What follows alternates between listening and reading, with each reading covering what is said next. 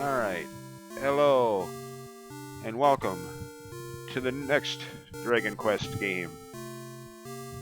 I know I said 5 was gonna be, but, well, 3 is my favorite of the NES original 4. So, and besides, I want to get a playthrough of it done before the new 2D 3 HD remake comes out. I mean, I know I probably got plenty of time for that, but, you know, the way I'm thinking is just my luck. I sat there thinking that and put it off, and that's when they surprised us all by releasing it earlier than expected. So yeah, and again, I really want to get a playthrough of the original done before then. So. Anyways,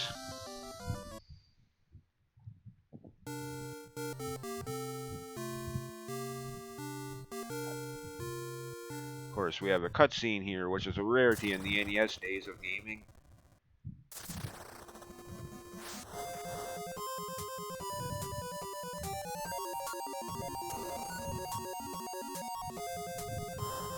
I mean, yeah. Some guy fighting a dragon.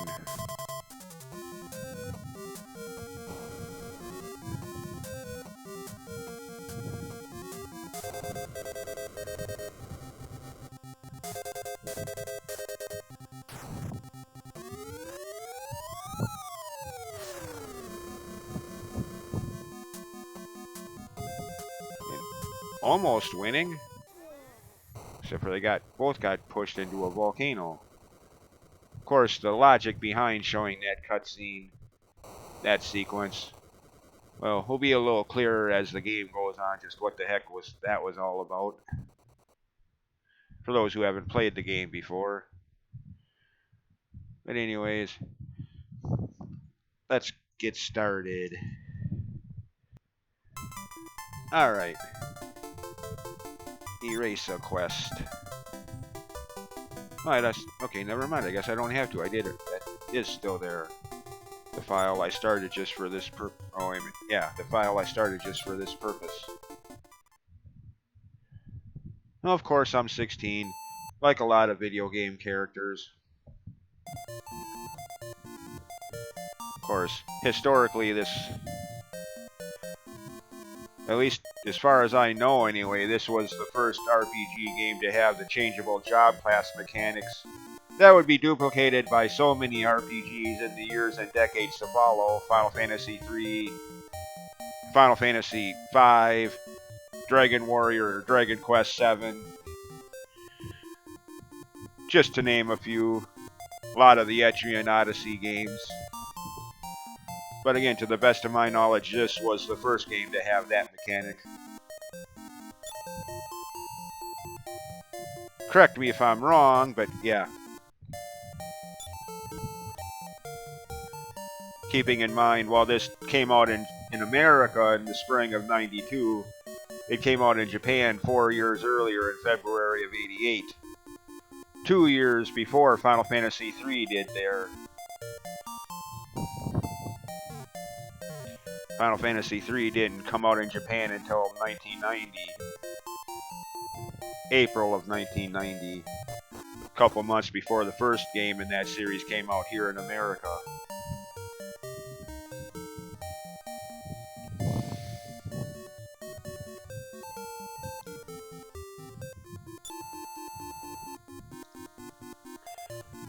And I stress Japanese release dates in this case because in this case, since most, especially back then, most games were released in Japan long before they came out in America. And trying to make a case for this being the first RPG game to have the changeable job classes hinges at which game came first in Japan, not in America.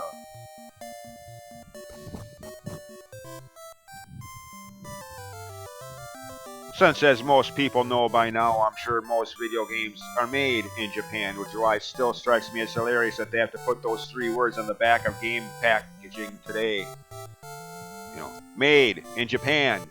No, really. I've only been playing video games since 1988, but I did not know that. Gee, thanks for telling me. I mean, there are video games made in America, but not the ones I play for the most part. Anyways, Ortega. My dad is named after a taco company. Whatever. Okay, that joke is kind of dumb. Sorry. I apologize for that one, but that's what I'm thinking every time I see that name.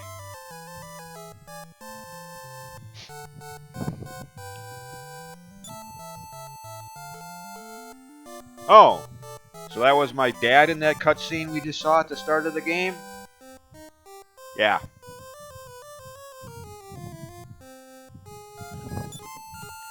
Oh, wait a minute. No. I want to be a warrior like my dad, yes. But I do not want to go head first into a volcano while fighting a dragon. No.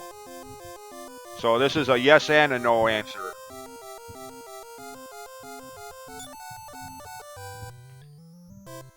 The Art Fiend Baramos. What? Unknown? Well, come on. At least in the first game, the Dragon Lord. Everybody knew about him. You know, he destroyed, or he or his minions destroyed the town of Hoskness. Well, at least that was its original name in the NES.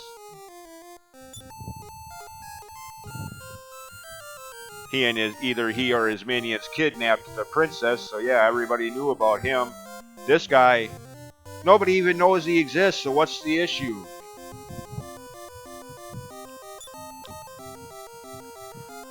Yeah. Well, the gameplay is good. Sadly, this is still in those days where story in video games were quite sadly lacking. They didn't really start getting better story in games until the early 90s, for the most part.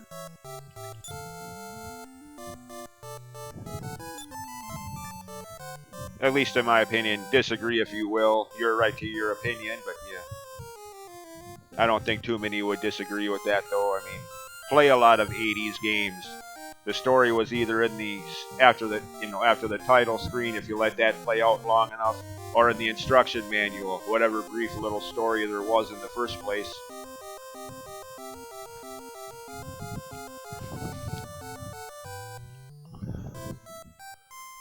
Anyways, as usual, I'm the hero destined to save the world. And how do they help me in my epic quest? By giving me a whopping $50. Wow, I can really arm myself to the teeth with that. I can buy all the best gear in this part of the game for that. Not. I'm lucky if I can buy bargain basement gear with that. Gee, thanks, King. I mean, it's the same way in a lot of these games. Like the first game, they give you what, $100 to start the game with in the first one? Or 100, 120? Yeah. Anyways, no. You could probably play this game solo. I mean, I'd imagine that could possibly be done, but I wouldn't recommend it, especially if you're not up for an extreme challenge.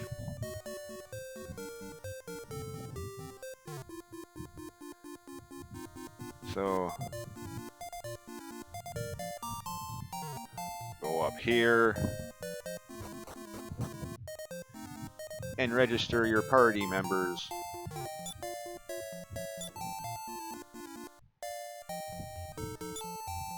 And yeah, kind of like the first Final Fantasy game, which came out in Japan just a few months before this game did, in January of '87, this February of '88. Kind of like the first Final Fantasy game, you can actually create your own party. Yeah.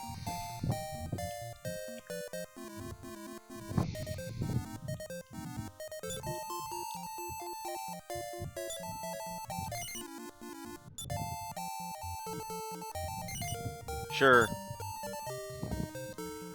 Now, for names, I will be naming them after characters from some of my other favorite video game franchises. Yeah. Like, for example, from my favorite video game series of all time,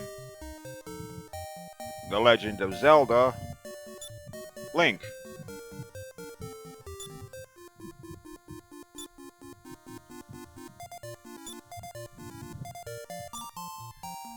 And he'll be a soldier.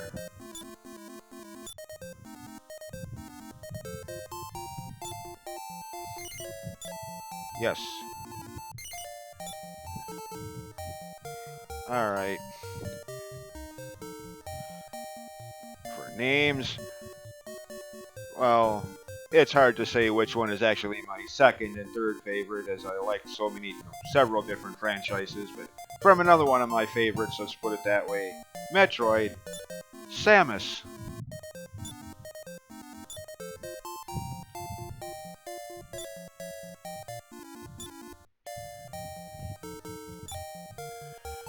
Now, for this playthrough, at least for now, I mean, unlike the first Final Fantasy game that I referenced a little bit ago, where you can select your party, but there, the party you select is the party you're going to have for the whole game. Here, like I also said earlier, this was one of the, if not the first game to have changeable job classes. So yeah, when I get to that point, I'll probably change things up a bit. But for now, for the first parts of the game, I'm just going to go with an all-soldier party. I know, people are going to say, oh, that makes it too easy. Well, thank you, that's kind of the point. So, yeah.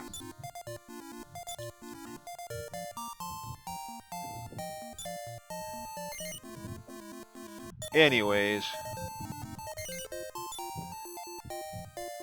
And from another one of my favorite series, Castlevania. Of course, there's been many different protagonists throughout this series, the history of Castlevania.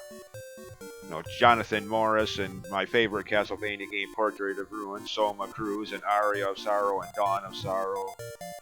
But for this playthrough, I'll be sticking with the original protagonist of the first two Castlevania games, and the subtitled namesake of the second one, Simon Belmont. Yeah, Castlevania 2, Simon's Quest.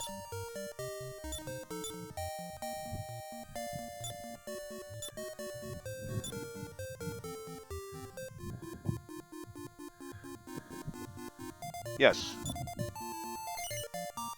Now, you could register more characters, but there's a glitch you could run into if you register too many of them. As there used to be a time when I would, well, let me get out of this screen.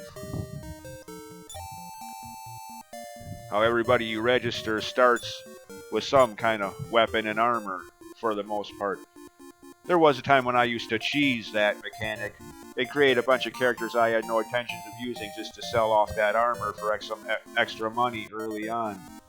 Delete that character downstairs and come back up here and create more.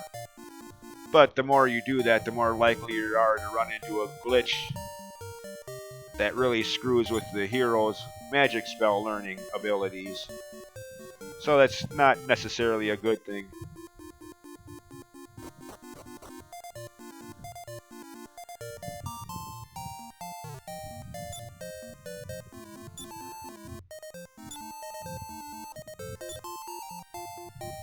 Add member.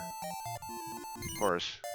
Why do they always gotta do that? Of course, these three were there from the start by default. The game's recommendation that you have a more balanced party, which I will eventually, like I said, but for now, brute force my way through the first few parts of the game. Of course, it's also going to make equipping them a little more expensive, since the soldiers can equip the best weapons and armor through most of the game.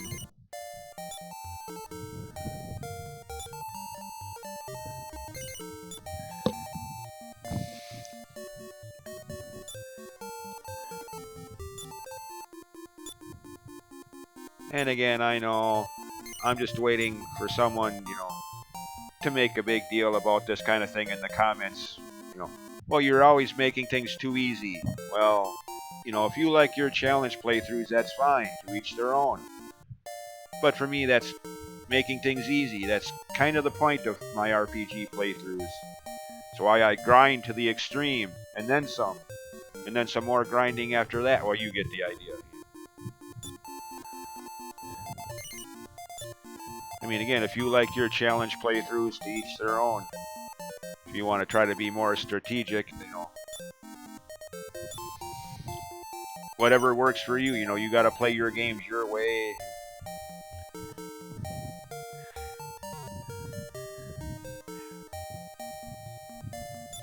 Anyway, there's my party for now.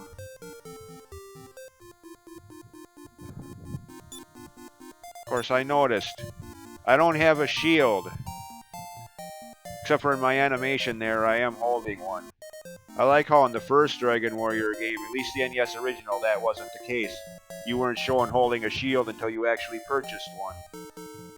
Of course, they messed with that in the Switch version of the game.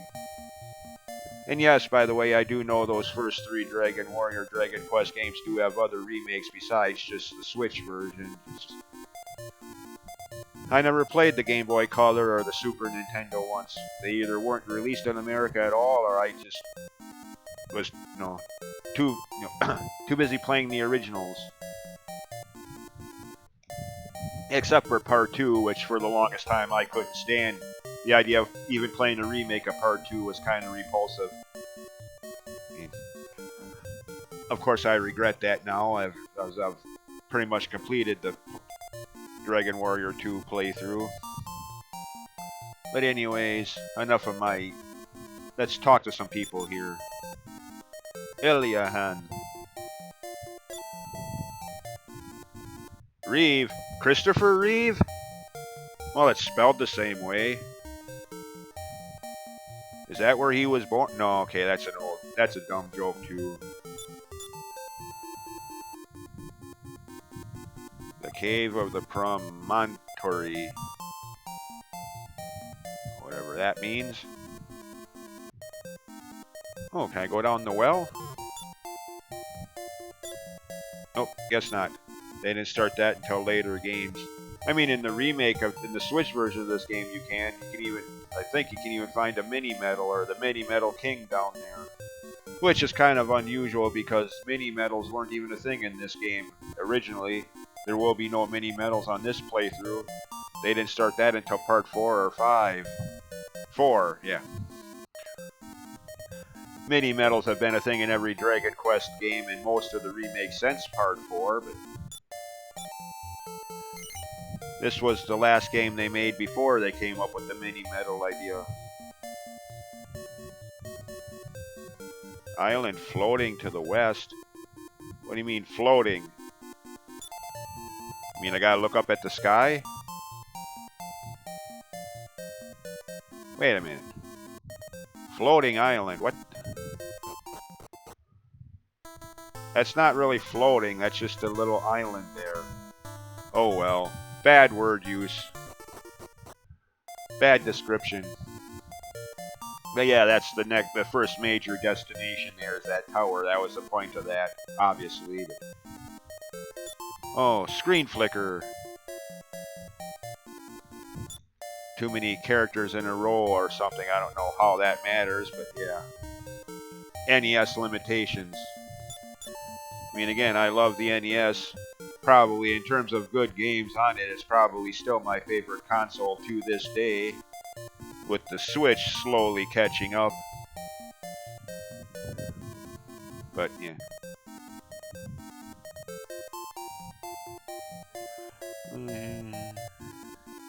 Well, she knows about the Archfiend.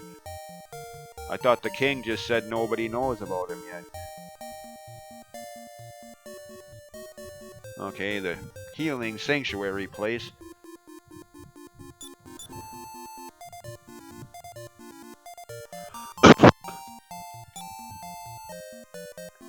Okay, good. At least this ain't at least this ain't like the start of one of the later Dragon Quest games where everybody thinks our island is the only one there is in the entire world until we set out to prove them wrong. So at least this isn't like a precursor to that. Everybody knows there are other islands out there. I mean, I like that game I was just referring to, but yeah.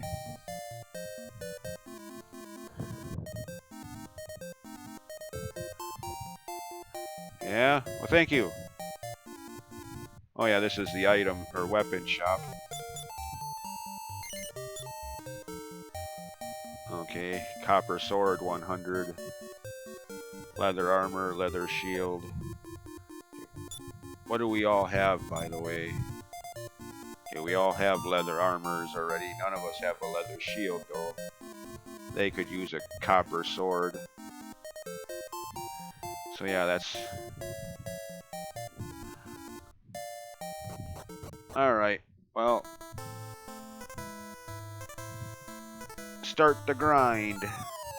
Show some of it on screen. Just to show some of the new enemies, like this one.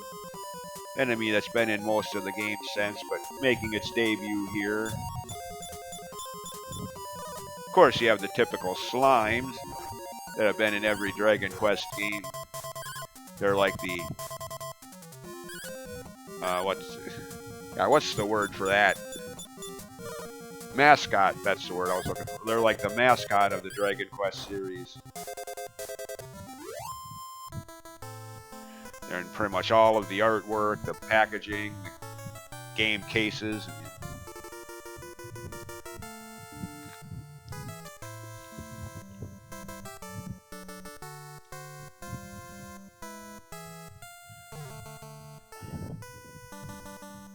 Alright.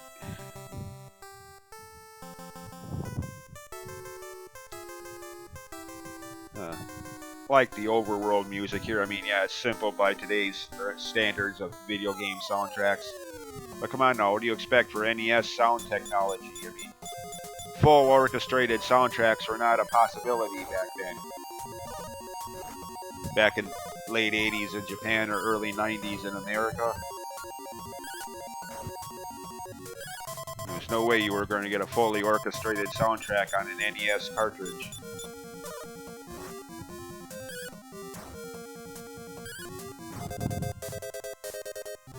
And that's the kind of thing I wish people would keep in mind when they're rating old games. You know, it's fine to compare them to a point to new games, but you also got to keep in mind the limitations they had to deal with, and how things they can do in games today just were not possible back then. Not that the developers wouldn't have liked to have had better sound in their soundtracks, just the technology just wasn't there yet.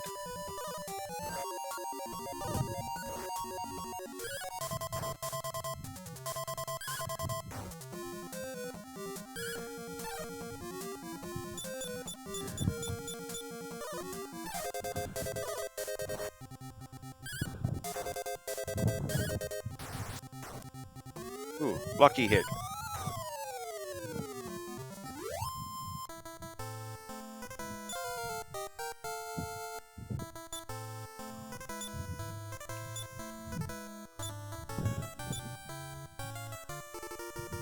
Okay. So now classic leveling up theme. Pretty much unaltered in all of the games. Even the remakes.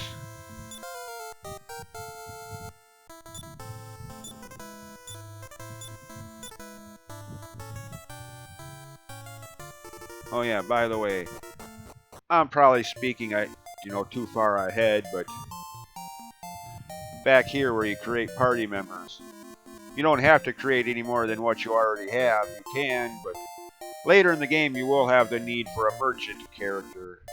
But that's not until much later at this point.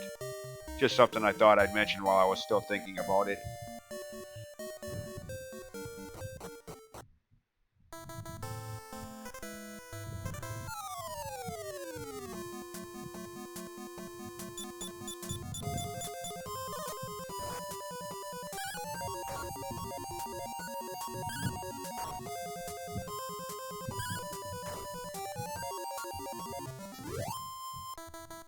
Yeah. Like I said in the intro, this is still my favorite of the NES era games for this series. 1 through 4. Oh, wait a minute. No, no, let's not do that. Have at least a couple people targeting the Raven. Of course, it's also the game that saved my interest in the series. After 2, you know, was such a abysmal experience in my opinion, at least back then. Emphasis on that part of it, at least back then. If this game hadn't been as good as it was, I don't know if I'd like 1, but I think I would have given up hope on all the new games if this one had been as...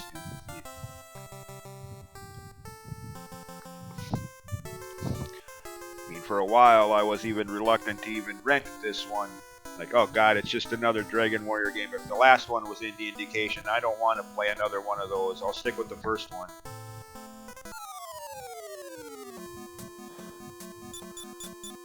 But I figured, you know, at least rent it, see if it's any good or not, before I buy it.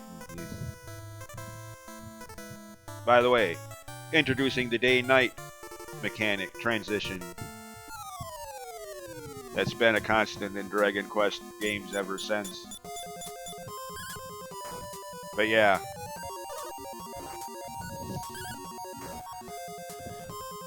One rental time was all it took. Bought the game shortly afterwards. By the end of April, I had my own copy of the game. Yeah. April 1992, that is.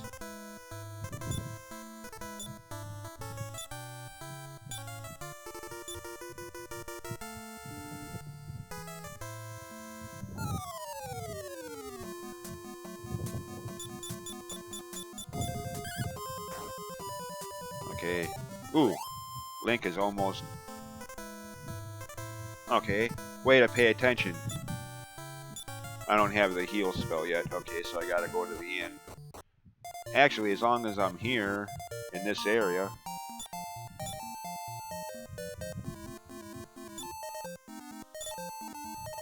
Well, that's nice of you, Ma. Free infare. I mean, I know it's not that big a deal. The inn here isn't all that expensive.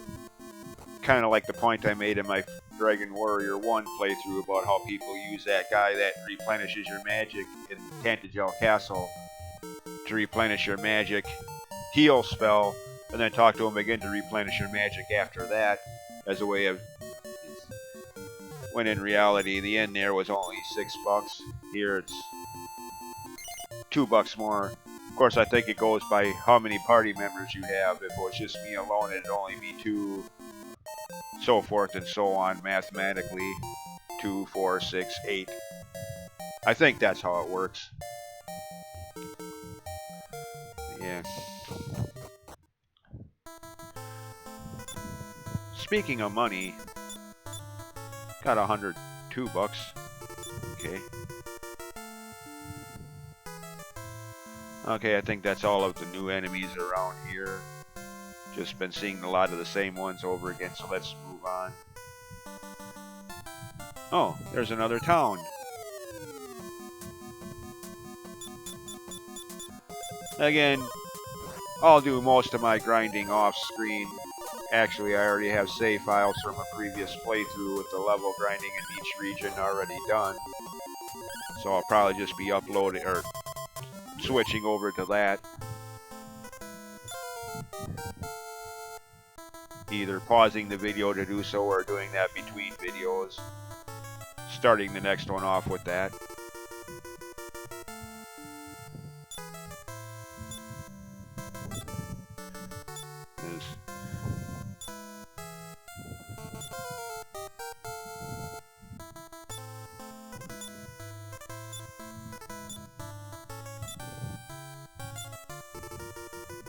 Intelligence. I wonder if that actually works in this game. I know that was a thing in a lot of early RPGs, like the original NES version of Final Fantasy 1. The intelligence stat was bugged. It didn't matter.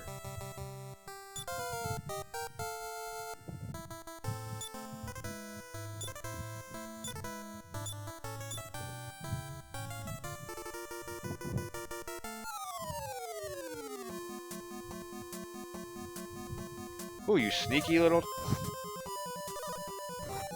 turd.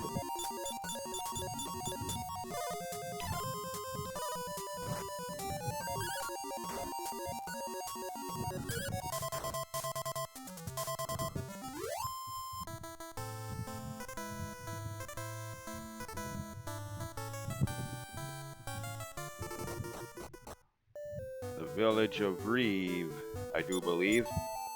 Yeah.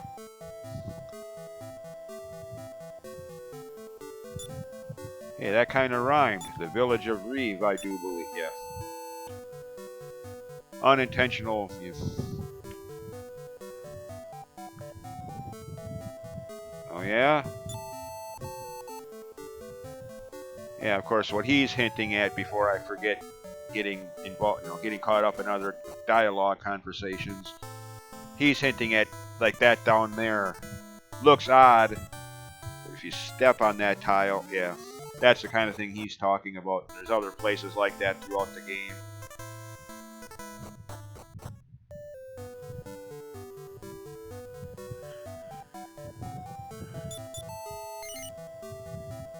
No? I hear there's a cave in the forest. Oh, yeah? Underground tunnel, huh? Well, yeah, I guess that's the only way in, since we can't swim in these old games.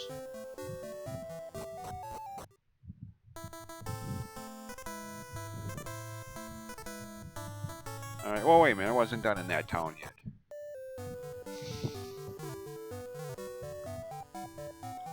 Okay, there's the inn. Okay, I don't have the key, so I can't open that door. Oh, weapon shop. Or armor and weapon, as you can see the shield in the background there. So. And that little icon right to my right. Yeah. Right there. Shield, and the swords. Anyways.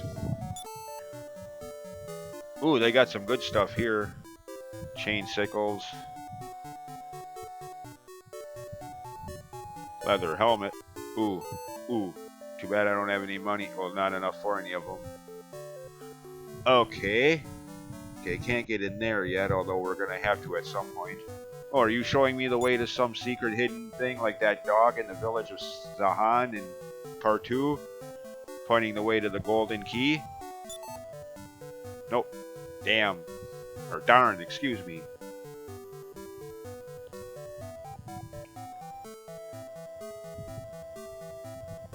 Okay, wait a minute. Who's upstairs?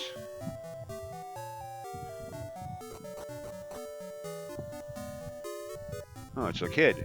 Okay.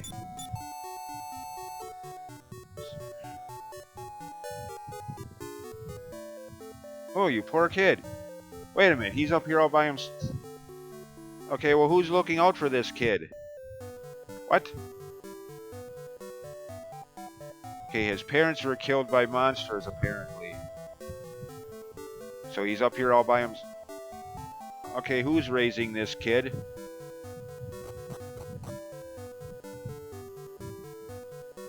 Does anybody even know about that kid up there? Huh? To be honest, I didn't even notice that was there until just now. I mean, if I did, I've long since forgotten.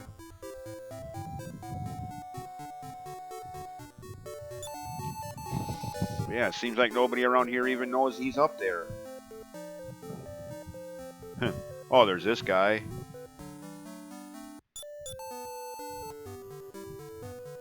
Oh, yeah? Ah, that's nothing.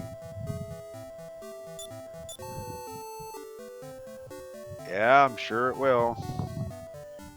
Well, if you're talking about these, I mean, I'm sure we'll never have to push these anywhere at any point in this game.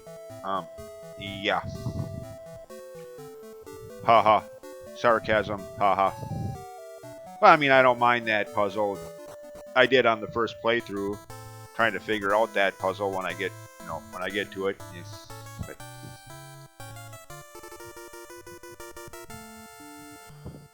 of course, that's still a long ways away yet, so.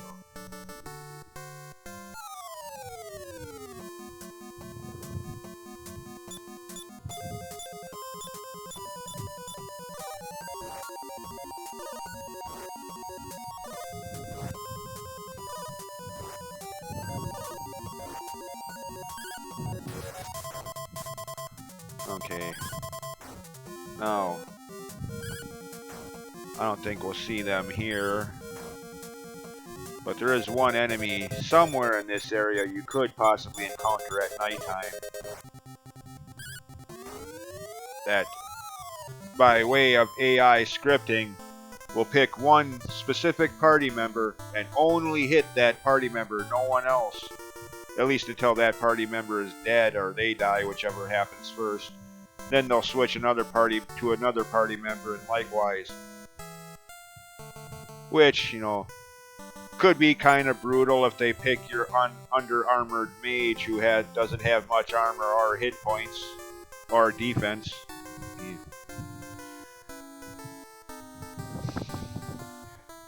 I don't remember what enemy that is that does that, but I do remember dying to them many times early on when I had wizards or priests and whatever. White mages and black mages, basically put. Ow! Damn, these bunny rabbits do a lot of damage.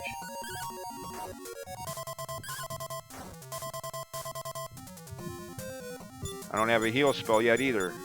Crud. Oh, they can do that? Oh, goody. Okay, they're running. Right now, normally I'd be like, hey, where are you going, you cowards? Get back here and fight. But right now, yeah, that's probably a good idea. Okay. Do I have any heal? Nope. Oh, great. I don't have any. Oh, good. Good God. No. Oh, shoot. I could die here. Or at least one of my party members. This could end badly.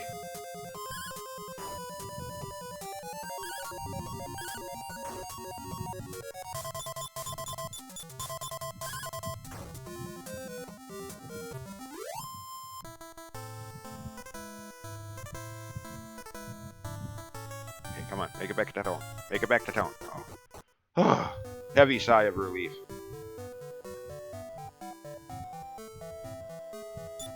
I mean, granted, I don't think all 4 of my party members would have been killed, but still, I mean, I don't think I'd have to worry about the complete party wipe, as some people call them. Game over, you know, losing half of my however many $152. You know, being. Don't think I'd have to worry about that, but is there even a clinic revival place around here? Oh yeah, right over there, okay. But that could cost money too, and yeah. Trying to save money right now.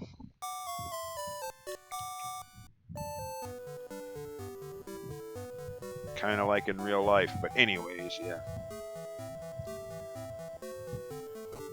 That's why I can't buy too many new games right now. Luckily for me, there ain't too many that I really want to get coming out anytime soon anyway, except for Dragon Quest Treasures, and that ain't coming out until December.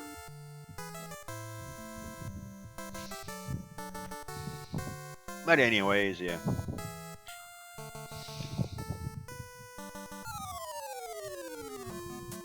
Oh, I think these are the ones I was just talking about. How they're scripted to just hit one party member only, ignoring the other 3. It's either these guys or their sprite look-alike a little later in the game. Or both. Yeah, looks like these guys. Unless it's just some freaky coincidence that they both targeted the same one.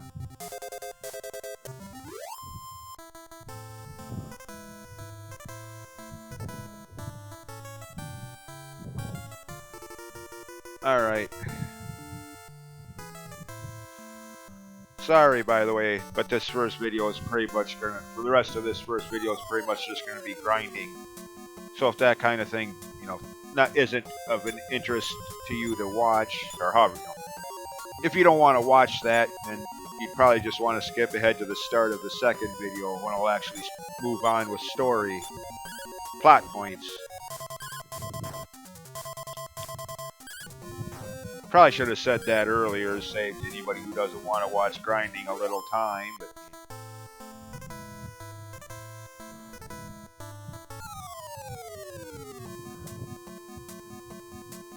8 slimes and not a single metal slime amongst them, which is probably just as well. At this point in the game, we probably couldn't beat a metal slime yet anyways.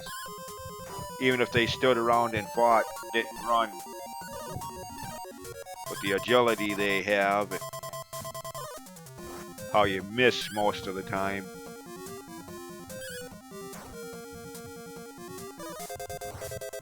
I don't think we could even... Yeah.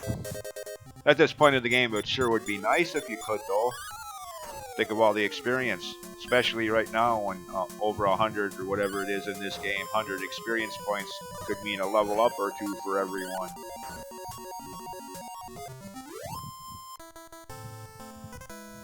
Speaking of level ups,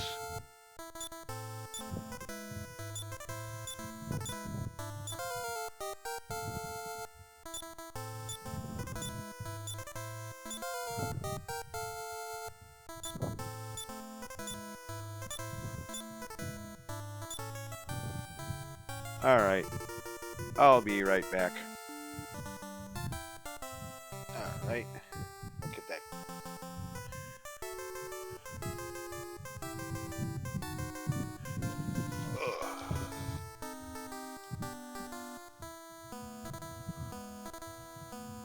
Okay, come on, game.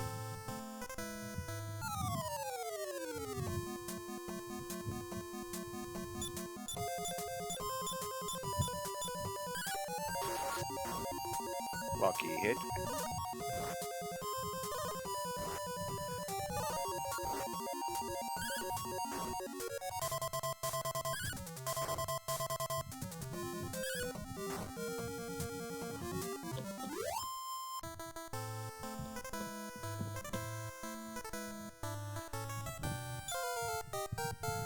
Level up for me.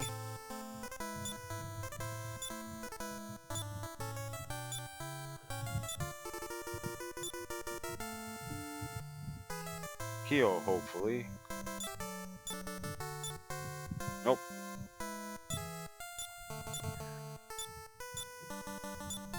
Oh, okay.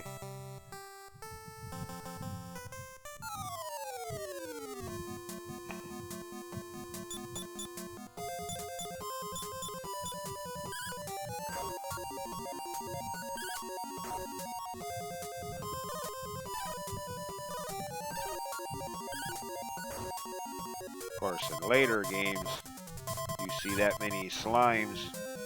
That's usually when they merge or meld into King Slime, but that didn't start until later games.